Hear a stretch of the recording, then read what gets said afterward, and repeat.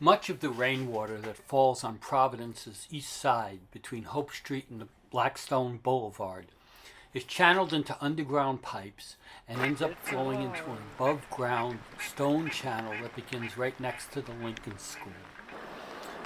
The channel flows a few hundred yards through Blackstone Park into York Pond and then into the Seekonk River.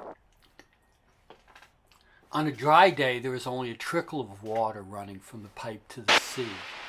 But when it rains, water flows into the WPA-built channel. In a high-intensity rain event, it turns into a raging torrent. Rainwater also picks up all the trash in the streets and carries it towards the sea. Many years after building the channel, it was decided that they should do something to capture the plastic. So they did. It does not work very well, if at all, and does not get the maintenance it needs to be effective.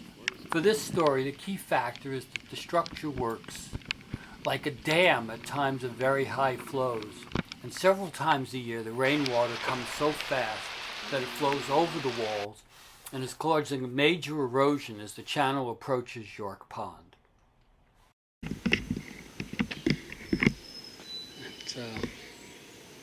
The fact that these two walls don't meet says something's undermining it.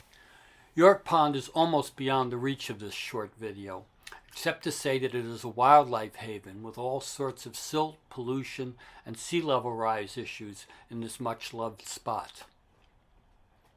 Clips of night herons and snapping turtles make the point.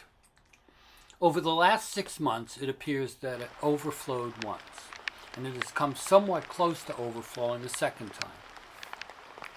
There are no pictures of a complete overflow, but constant observations have led me to conclude it takes about 20.25 inches of rain per hour to overflow the current arrangement. The Blackstone Park Conservancy and other concerned people and city officials are convinced that altering the barrier is the only way to save the lower end of the fabulous Stormwater channel and help York Pond as it is pounded by the excessive flows of silt and rising seas. This little exploration of the ravine in Blackstone Park is our way of informing you what is going on there, so that we can enlist enough support to carry out the best ecosystem restoration that we can do, given all the constraints.